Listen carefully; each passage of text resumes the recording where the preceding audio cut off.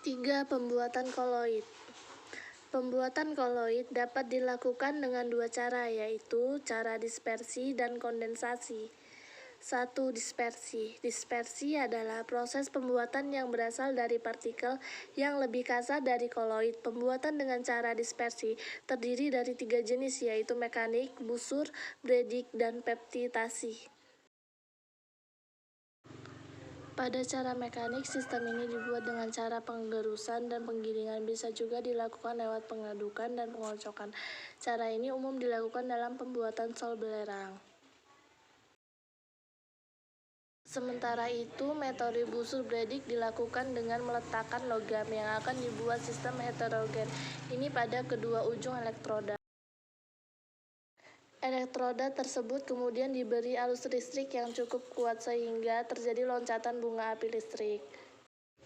Panas kuat yang dihasilkan oleh percikan listrik menguapkan logam yang akan mengembun membentuk partikel ukuran koloid. Metode ini biasanya digunakan untuk membuat sol koloid dari logam seperti emas.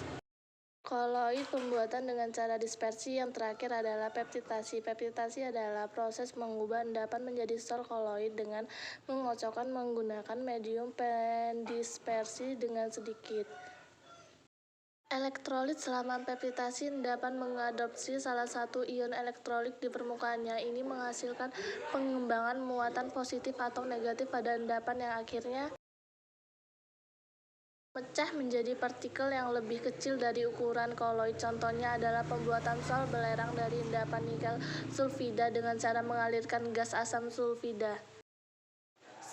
Kondensasi. Selain dispersi, ada juga yang disebut kondensasi. Pada kondensasi, partikel larutan sejati, molekul atau ion bergabung menjadi partikel koloid. Cara ini dapat dilakukan dengan reaksi-reaksi kimia seperti reaksi redoks, hidrolisis, dan dekomposisi rangkap atau pergantian pelarut. Reaksi redoks biasanya digunakan dalam pembuatan sol belerang dan sol emas. Sementara itu, reaksi hidrolisis digunakan dalam pembuatan sol FeO3 kali. Dekomposisi rangkap atau pergantian pelarut dilakukan dalam pembuatan koloid As2S3.